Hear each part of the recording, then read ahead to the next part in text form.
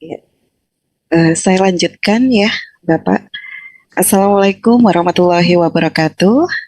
Selamat malam Bapak Ibu di seluruh Nusantara. Kepada yang terhormat Bapak Ibu tim Pekan Festival Berbagi Praktik Baik, yang saya hormati Ibu Dwi Rahmawati Esos dan Bapak Ibu narasumber yang lain pada malam hari ini. Yang saya hormati Bapak Ibu peserta webinar Pekan Festival Berbagi Praktik Baik yang berbahagia. Nah, untuk menambah semangat saya hari ini karena sudah separuh waktu ya, ada quote yang ingin saya sampaikan. Air beriak, perahu laju, guru belajar dan bergerak untuk Indonesia maju. Perkenalkan, nama saya Umi Hasanah. Saya mengajar di SMK Negeri 1 Trawulan, Kabupaten Mojokerto. Saya salah seorang penggerak di komunitas Guru Belajar Nusantara, KGBN Mojokerto Raya. Dan selayang pandang tentang komunitas Guru Belajar Nusantara, pada awalnya merupakan wadah belajar guru yang memiliki semangat berbagi praktik baik untuk meningkatkan kualitas pembelajaran. Diinisiasi pertama kali sejak tahun 2014 dan dalam perkembangannya, komunitas guru belajar yang sudah tersebar luas dan menjalin kolaborasi termasuk dengan IG dengan berbagai pihak untuk terus bergerak dan semakin berdampak. Maka pada tanggal 25 Oktober 2019, Komunitas Guru Belajar disahkan sebagai organisasi profesi guru dengan nama resmi Komunitas Guru Belajar Nusantara.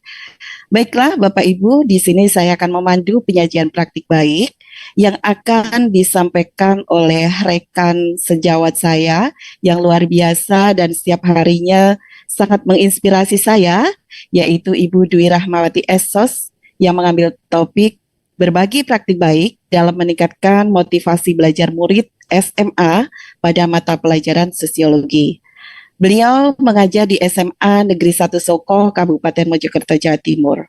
Selain mengajar, beliau juga seorang aktivis ya di dalam dunia pendidikan, yaitu sebagai pengurus MGMP Sosiologi Kabupaten Mojokerto sebagai wakil ketua, kemudian pengurus KGBN Mojokerto Raya bidang Litbang, dan penggiat komunitas belajar di sekolahnya yaitu KGB Semansaso menuju generasi emas. Beliau juga merupakan guru penggerak angkatan 7 dan juga sering mengisi berbagai macam webinar. Bapak Ibu sekalian, demikian perkenalan narasumber yang akan saya pandu. Untuk itu saya persilakan kepada Ibu Dwi Rahmawati Esos untuk naik ke atas layar ya. Assalamualaikum Bu Rahma. Waalaikumsalam warahmatullahi wabarakatuh. Ini mohon maaf Ya. terdengar suaranya Bu. Sangat jelas Bu Rahma. Ya. Bagaimana kabar hari ini? Alhamdulillah baik. Sudah siap ya untuk berbagi praktik baik pada malam hari ini Bu? Ya, bismillah siap. Ya. Oke. Terima kasih. Waktu dan jaringan saya silakan kepada Ibu Rahma. Silakan Bu. Ya. Ya, terima kasih. Assalamualaikum warahmatullahi wabarakatuh. Waalaikumsalam warahmatullahi wabarakatuh. Salam sehat untuk kita semua pada kesempatan malam hari ini. Terima kasih atas fasilitasi yang sudah diberikan ke kami. Pada kesempatan ini, izinkan saya untuk berbagi praktik baik ya tentang bagaimana memotivasi siswa SMA dalam mata pelajaran sosiologi. Ini mohon maaf sebelumnya karena terkait jaringan yang tidak stabil. Ya, mohon izin untuk saya berikan kesempatan Bu Umi sebagai moderator untuk share screen. Baik Bu, apakah sudah muncul di layar? Belum. Oke. Di layar saya sudah muncul Bu. Iya, ini alhamdulillah sudah muncul. Terima Silakan kasih Bu Bu. Rahma. Ya, judul pemaparan saya adalah berbagi praktik baik dalam meningkatkan motivasi belajar murid SMA pada mata pelajaran sosiologi. Lanjut Bu Umi.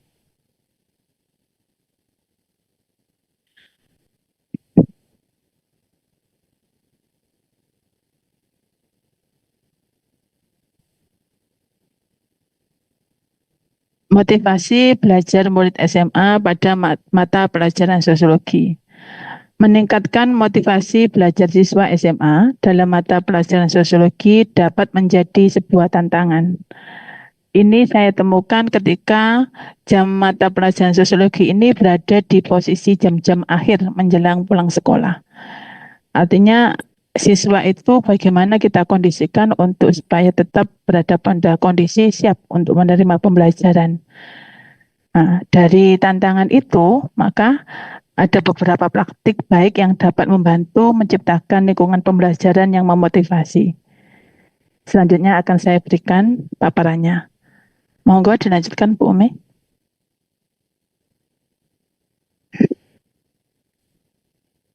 Mohon maaf Bu Umi, unmute ya. Ya, ini yang pertama yaitu relevansi konten. Saya pastikan bahwa materi yang saya ajarkan relevan dengan kehidupan sehari-hari siswa. Contohnya misalnya pada materi tentang lembaga keluarga. Ada kalanya siswa itu menganggap keluarga itu hanya sebagai sebuah kelompok kecil itu di masyarakat. Tapi secara esensi dari keluarga itu mereka mendapatkan status di masyarakat, mendapatkan peran, mendapatkan perlindungan, kasih sayang dan pemenuhan kebutuhan yang paling dasar. Selanjutnya, kaitkan dengan keseharian. Sambungkan konsep-konsep sosiologi dengan isu-isu sosial aktual atau peristiwa global. Hal ini akan membantu siswa melihat keterkaitan antara teori sosiologi dan dunia nyata. Kadang-kadang Dasein dan Dasolin itu tidak sama, antara kenyataan dan teori tidak sama.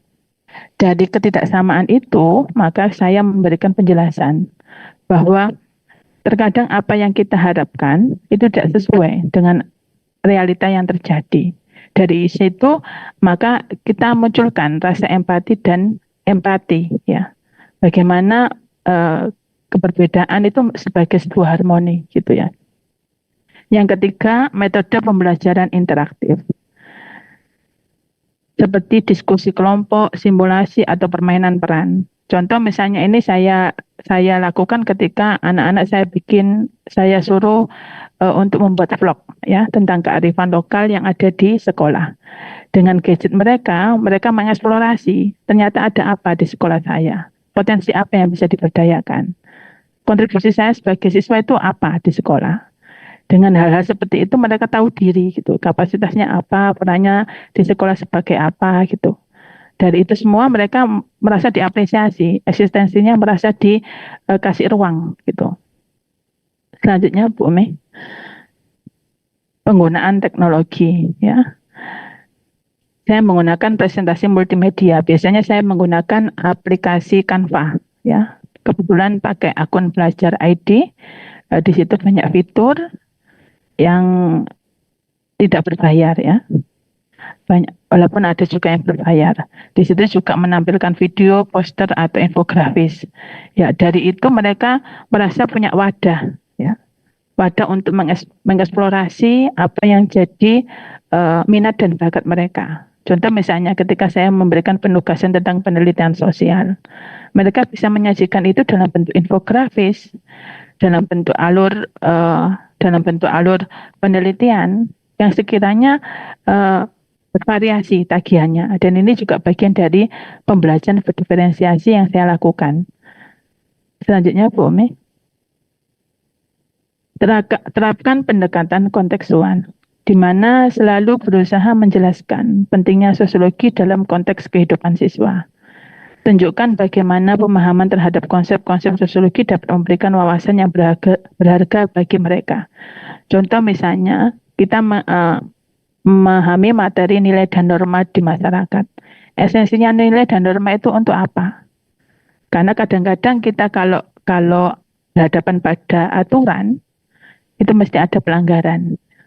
Kenapa dua sisi itu menjadi sebuah keniscayaan yang selalu ada di masyarakat? Nilai dan norma itu akan menjadi sebuah pedoman supaya kita itu berada pada koridor yang diharapkan oleh masyarakat, walaupun kadang-kadang bertentangan dengan kehendak kita. Seperti kita merasa terpasung dengan aturan tersebut, tapi dengan aturan itu menjadikan hidup kita itu teratur secara sosial gitu. Selanjutnya Bu Umi, diskusi terbuka. Fasilitasi diskusi terbuka di kelas. Berikan siswa kesempatan untuk berbagi pendapat. Mereka bertukar ide dan merinci pengalaman pribadi yang terkait dengan topik yang dibahas. Dengan diskusi terbuka ini kita juga tahu ya sejauh mana mereka memahami sebuah konsep ya. Dari diskusi terbuka ini ide-ide, gagasan banyak bermunculan sesuai dengan perspektif mereka. Terkadang hal-hal yang di luar dugaan itu akan muncul. Sedewasa itu mereka menyikapi sebuah masalah sosial. Walaupun kadang-kadang di usia mereka itu mereka cenderung egois ya, individualis. Tapi dengan memberikan pertanyaan-pertanyaan pemantik ya, menjadikan mereka itu menemukan versi terbaik yang mereka bisa. Ya, karena apa? Semua dikasih kesempatan yang sama. Gitu. Selanjutnya, berikan proyek penelitian pribadi yang memungkinkan siswa mengeksplorasi topik sosiologi yang menarik bagi mereka. Hal ini dapat meningkatkan motivasi karena siswa dapat memilih topik yang sesuai dengan minat mereka sendiri. Contoh misalnya gini, saya memberikan tugas untuk mengeksplorasi pemberdayaan komunitas yang sudah dia lalui itu apa. Ya, dari situ saya tahu bahwa profil mereka itu dibesarkan oleh lingkungan sosial seperti apa. Misalnya ada yang jadi ketua OSIS, ada yang jadi pengurus eskul, ada yang jadi pengurus Karang Taruna, ada yang jadi remas. Dari itu semua, saya merasa mereka itu punya potensi sendiri-sendiri. Dari pemberdayaan yang mereka alami, menjadikan mereka itu menjadi figur yang bertumbuh dan berkembang, berkolaborasi dengan banyak orang, dihadapkan pada prioritas kegiatan dan sebagainya. Dan ini menjadi sebuah bentuk pendewasaan dalam bersikap juga ketika bersinggungan dengan banyak kepentingan dan karakter orang yang tidak sama. Selanjutnya Bu Umi. Beri pengakuan dan umpan balik. Berikan pengakuan terhadap usaha dan pencapaian siswa. Sediakan umpan balik konstruktif yang membantu mereka memahami kemajuan mereka dan memberikan dukungan positif. Hal ini adalah bentuk apresiasi atas pencapaian yang mereka raih. Contoh misalnya bilang terima kasih, minta maaf, minta tolong, luar biasa, kamu bisa, gitu. Hal-hal seperti itu, pernyataan-pernyataan seperti itu mungkin dianggap receh. Ya, tapi dengan pernyataan itu mereka merasa pencapaiannya diapresiasi. Dan dari umpan balik atau refleksi bersama, mereka dilibatkan pada evaluasi pembelajaran yang berlangsung. Sehingga ada perbaikan-perbaikan atau tindak lanjut untuk pembelajaran yang akan datang. Dari itu semua mereka merasa punya tanggung jawab moral bersama. Bagaimana menjadikan pelajaran sosiologi itu menjadi sebuah kebutuhan, tidak sebagai bentuk beban atau tagihan tugas begitu. Selanjutnya Bu Umi. Kolaborasi dengan dunia luar. Ajak pembicara tamu dari kalangan akademisi, praktisi, atau tokoh masyarakat yang berpengalaman dalam sosiologi. Hal ini dapat memberikan wawasan tambahan dan memotivasi siswa untuk belajar lebih dalam. Ini biasanya saya inisiasi dengan cara melakukan kegiatan luar kelas atau luar sekolah. Ya, melakukan penelitian yang terbimbing, ya, atau sekedar berkunjung ke perpustakaan ya, atau bagaimana berkunjung ke terakhir saya lakukan itu berkunjung ke Radar Mojokerto. Dari situ mereka bagaimana sebuah opini publik itu menjadi sebuah bentuk yang layak untuk diapresiasi ya, supaya mereka itu lebih peka terhadap konteks yang terjadi gitu ya. Terus yang selanjutnya fleksibilitas dalam penilaian. Pertimbangkan berbagai metode penelitian termasuk proyek, presentasi, dan ujian. Berikan fleksibilitas agar siswa dapat menunjukkan pemahaman mereka dengan cara yang sesuai dengan kekuatan dan minat mereka. Artinya apa? Kadang-kadang kita itu harus memberikan toleransi ya kepada anak-anak supaya anak-anak itu merasa mereka dingertiin ya. Dengan sedikit toleransi itu menjadikan siswa itu punya tanggung jawab moral bahwa saya juga punya prioritas. Bagaimana prioritas saya itu tidak bersinggungan dengan prioritas yang lain, gitu. Mungkin itu yang bisa saya sampaikan. Semoga bermanfaat dan memotivasi. Salam guru hebat. Assalamualaikum warahmatullahi wabarakatuh. Waalaikumsalam warahmatullahi wabarakatuh. Disampaikan terima kasih kepada Ibu Dwi Rahmawati yang telah memberikan inspirasi dengan praktik baiknya. Untuk itu, karena keterbatasan waktu dan masih ada narasumber berikutnya, sesi ini akan saya tutup dengan sedikit pantun. Jalan-jalan ke Bekasi, berhenti sebentar ke kamar mandi. Saya akhiri sesi bersama Bu Rahma ini. Lain kali kita sambung kembali. Assalamualaikum warahmatullahi wabarakatuh. Selanjutnya saya serahkan ke narasumber berikutnya. Terima kasih.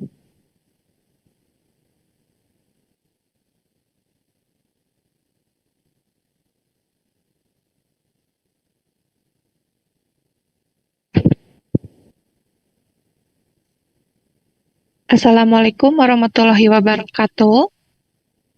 Waalaikumsalam warahmatullahi wabarakatuh.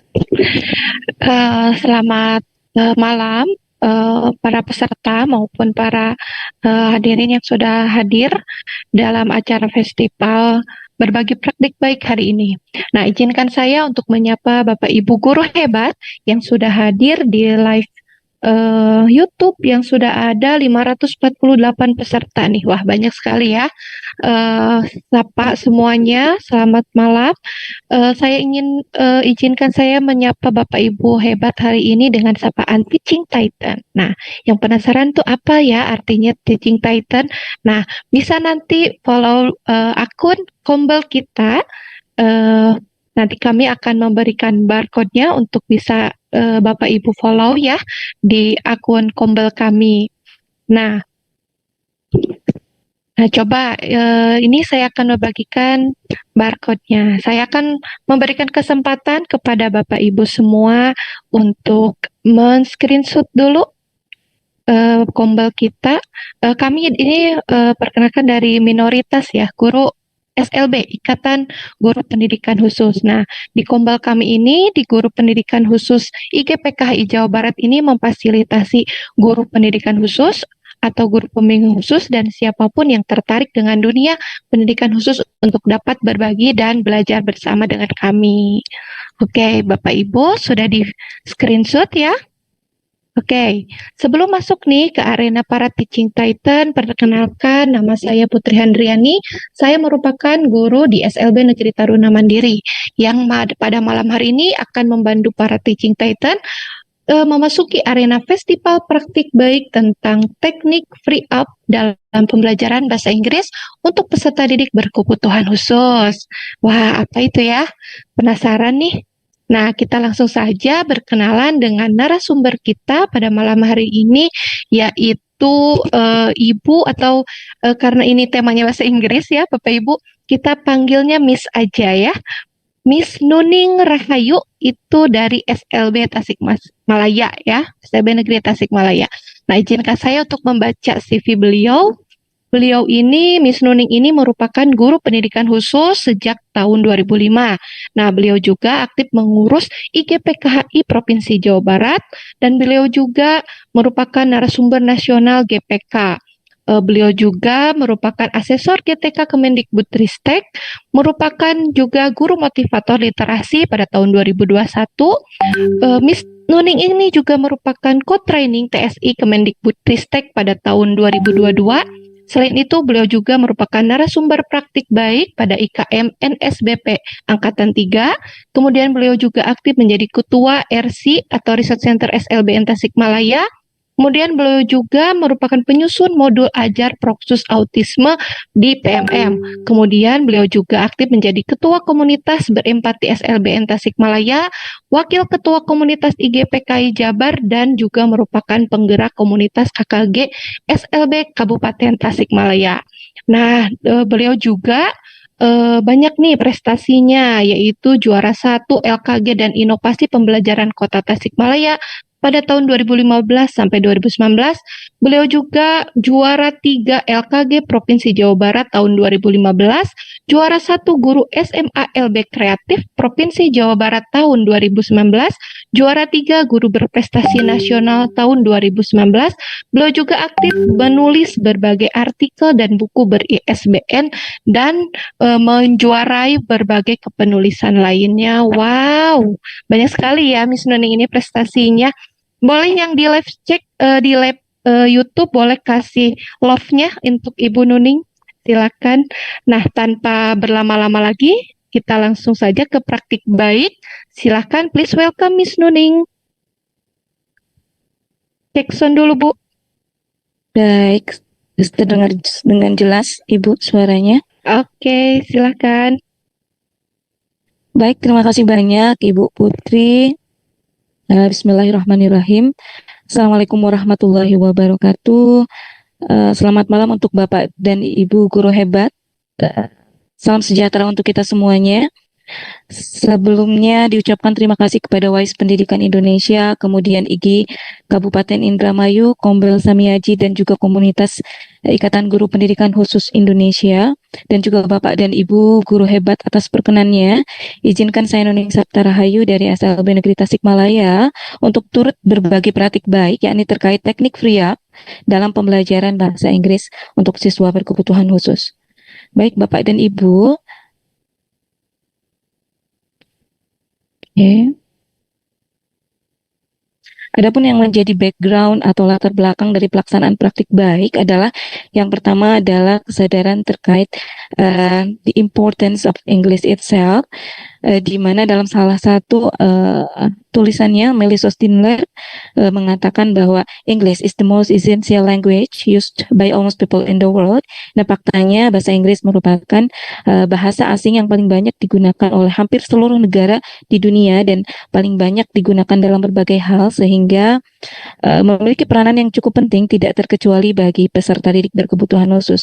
Dan di sini SLB juga selain merupakan sekolah khusus dengan siswa dengan beragam hambatan, tetapi juga memiliki beragam potensi yang dapat dikembangkan secara optimal. Dan perlu diketahui Bapak dan Ibu, kalau di SLB itu hampir semua pembelajaran disajikan oleh guru kelas, sehingga saya sebagai seorang guru pendidikan khusus yang juga memiliki background pendidikan bahasa Inggris sering diminta dan juga memiliki turut memiliki kewajiban seperti itu untuk turut mengamalkan sedikit ilmu yang saya miliki untuk mengoptimalkan pembelajaran bahasa Inggris bagi seluruh peserta didik berhambatan di sekolah saya. Dan yang didapati pertama adalah mindset yang sudah tertanam kuat bahwa bahasa Inggris itu merupakan pembelajaran yang susah dan membingungkan. Dan dari hasil asesmen awal yang dilaksanakan, diketahui bahwa level pembelajaran bahasa Inggris siswa berada di bawah jenjang kelasnya, kemudian masih rendahnya penguasaan kosakata, rasa percaya diri, dan adanya keragaman karakteristik dan minat belajar, serta situasi kompleks yang memang dimiliki oleh peserta didik, diantaranya terkait dengan kondisi ekonomi dan juga tugas atau peran peserta didik dalam keluarga yang terkadang menyebabkan peserta didik kesulitan untuk dapat pergi ke sekolah. Kemudian juga ada hambatan ganda atau hambatan beragam dari peserta didik, sehingga pembelajaran perlu dilaksanakan dengan proses yang berbeda. Seperti itu Bapak dan Ibu. Sebagai action, Bapak dan Ibu, dari hasil asesmen yang dilakukan kemudian ditindaklanjuti dengan melakukan kolaborasi dan diskusi dengan beberapa rekan sejawat, dan juga mengimplementasikan prinsip-prinsip kurikulum merdeka serta menjalin komitmen dan koordinasi dengan peserta didik berikut walinya, sehingga sebagai solusi dirancang dan dilaksanakanlah pembelajaran terdiferensiasi dengan menggunakan teknik FRIAP. Kemudian apa yang membedakan teknik FRIAP dengan pembelajaran terdiferensiasi lainnya? Bapak dan Ibu, untuk FRIAP sendiri memiliki arti membebaskan atau melepaskan ruang sehingga dapat digunakan kembali secara optimal. Tentunya ketika kita menggunakan gawai atau gadget dan kemudian kapasitasnya penuh, Bapak dan Ibu, kita disarankan oleh sistem untuk melakukan pre-up storage atau membebaskan, menghilangkan atau melepaskan sebagian dari kapasitas sehingga gawai kita dapat kembali digunakan secara optimal, seperti itu. Filosofi tersebut kemudian saya gunakan untuk memastikan kesiapan belajar siswa dengan mengajak siswa melepaskan semua kendala, hambatan, beban, dan juga anggapan negatif tentang pembelajaran bahasa Inggris, dan menanamkan mindset kepada diri siswa sendiri bahwa bahasa Inggris itu mudah dan menyenangkan, dan mereka dapat belajar bahasa Inggris secara optimal. Hal tersebut dilakukan secara konsisten, Bapak dan Ibu, dengan menanamkan mindset, kemudian melakukan yel-yel secara bersama-sama, dilakukan secara konsisten dan berkelanjutan, tidak hanya ketika siswa akan memulai pembelajaran di sekolah, tetapi juga ketika siswa akan memulai belajar bahasa Inggris di rumah, seperti itu. Kemudian, Free Up ini juga merupakan akronim dari Free English Everyday Everywhere up to Students' Condition and Interest, di mana di sini saya melihat bahasa bukan sebagai sesuatu yang harus dipelajari dan kemudian dihafal, but bahasa itu sesuatu yang must be practiced atau harus dipraktikkan dan harus digunakan. Jadi kapan digunakannya? Everyday, kemudian everywhere, dimanapun, dan up to students' condition and interest. Di sini saya memberikan kesempatan kepada peserta didik untuk dapat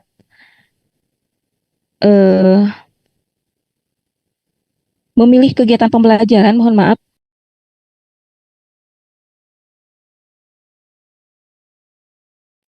Oke, mohon maaf Bapak dan Ibu, ada sedikit kendala. Oke, baik, kita lanjutkan. Seperti yang kita ketahui bahwa ketika peserta didik belajar sesuai dengan bakat dan juga passionnya atau minatnya, hasilnya juga akan menjadi lebih optimal. Bapak dan Ibu, saya melakukan pembelajaran terdiferensiasi. Jadi di sini saya anak-anak diberikan kesempatan untuk mempelajari bahasa dalam satu capaian atau tujuan pembelajaran sesuai dengan bakat dan minatnya. Di sini saya tidak mengajarkan bahasa secara konvensional, tetapi saya memasukkan bahasa itu sendiri ke dalam hobi atau passion dari siswa, dan memberikan challenge untuk siswa untuk membuat proyek berbeda dari apa yang mereka siapkan. Jadi intinya dalam kegiatan pembelajaran terdiferensiasi dengan teknik Free Up ini, saya meminta siswa untuk silakan cari cerita menarik, lagu favorit, membuat puisi berbahasa Inggris, atau memilih salah satu simple speech untuk dipilih, kemudian dicari kosakata apa saja yang ada di dalamnya, baik yang sudah familiar maupun unfamiliar, kemudian temukan maknanya, pelajari how to pronounce, dan buat sebuah project atau karya yang bisa ditampilkan atau dinikmati oleh siapapun, seperti itu Bapak dan Ibu. Dan ketika dalam proses pembuatan atau pelaksanaannya, sebagai guru, kemudian saya memasukkan berbagai macam materi-materi seperti itu terkait pembelajaran bahasa yang memang dapat saat itu langsung diaplikasikan oleh siswa, seperti itu Bapak dan Ibu.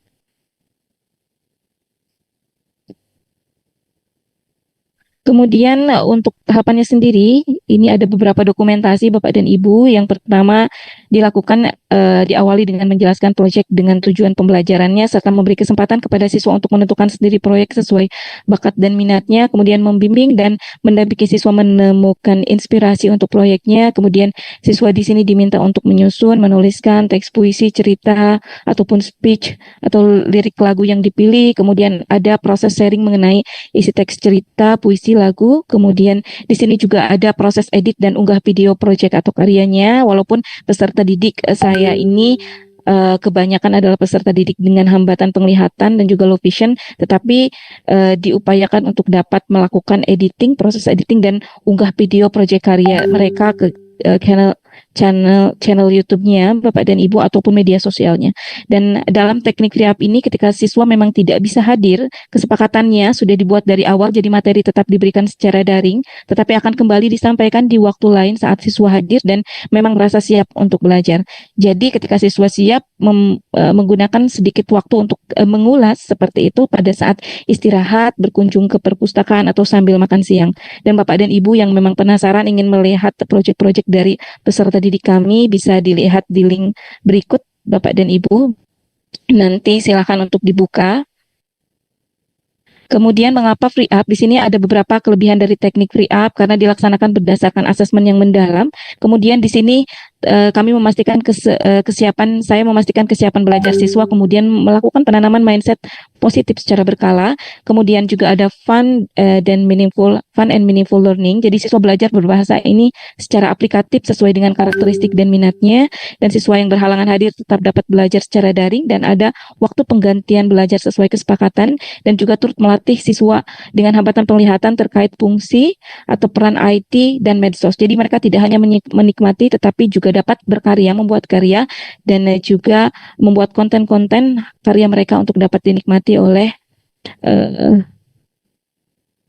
para netizennya. Seperti itu Bapak dan Ibu. Kemudian untuk resultnya sendiri, ini ternyata setelah dilaksanakan secara berkelanjutan, ternyata efektif dalam mengubah mindset, meningkatkan motivasi belajar dan menjadi solusi tentunya atas permasalahan kompleks yang timbul, kemudian meningkatkan penguasaan kosakata dan membiasakan peserta didik menggunakan kosakata tersebut setiap harinya. Siswa juga dapat belajar bahasa Inggris secara aplikatif sesuai dengan karakteristik dan minatnya, dan lebih mengakrabkan peserta didik dengan IT dan media sosial juga Bapak dan Ibu, beserta segala pemanfaatannya. Kemudian result atau hasil lainnya ada apresiasi dari pengawas pembina, atasan, rekan sejawat, dan juga wali siswa.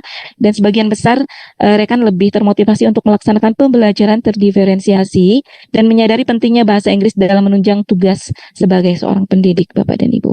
Dan tidak hanya diaplikasikan atau diimplementasikan dalam kegiatan pembelajaran bagi siswa dengan hambatan penglihatan, teknik free up juga sudah dicoba untuk diimplementasikan dalam kegiatan pembelajaran untuk peserta didik dengan hambatan pendengaran dan juga peserta didik dengan hambatan intelektual, tentunya sesuai dengan minat dan passion mereka. Di antaranya hasil karya mereka ada beberapa komik strip berbahasa Inggris, animasi berbahasa Inggris, dan juga untuk anak-anak dengan hambatan intelektual lebih banyak kepada pengenalan kata-kata dalam bahasa Inggris dan juga lagu-lagu sederhana berbahasa Inggris. Jadi untuk peserta didik kami ini memiliki karya-karya atau produk yang siap untuk ditampilkan kapanpun mereka diperlukan atau ingin menampilkannya, seperti itu Bapak dan Ibu. Dan sebagai kesimpulan, diawali dengan asesmen kolaborasi dan penentuan teknik serta media yang tepat sesuai dengan kondisi, karakteristik, dan kebutuhan belajarnya. Semua siswa terlepas apapun hambatannya tetap dapat belajar